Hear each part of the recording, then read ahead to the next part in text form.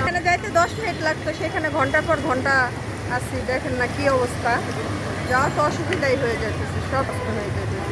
আমি আসছি আশুলিয়া থেকে ভাইয়া, আমি যেমন সামনে আইএফআইসি ব্যাংকে ওইখানে যাব। এটা মনে করেন রাস্তার থেকে ড্রেন উঁচা, এই কারণে হয়েছে। ওখানেও মনে করেন জামগড়া আশুলিয়া রোডটা, বাইপেলের রোডটা একটুখানি বৃষ্টি হলেই মনে করেন যে অবস্থা খুব খারাপ হয়ে যায়। কেন হয়?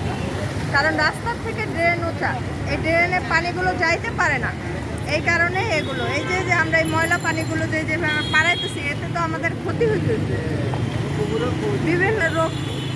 কারণ এই পানিগুলো তো ময়লা পানি,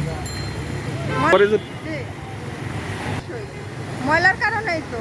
কারণ ড্রেনগুলো যদি সচ্ছল থাকতো তাহলে তো পানি নেমে যেত। তখন পানিগুলো কেন নামতে পারেনি? ময়লার কারণেই তো নামতে পারেনি ভাই।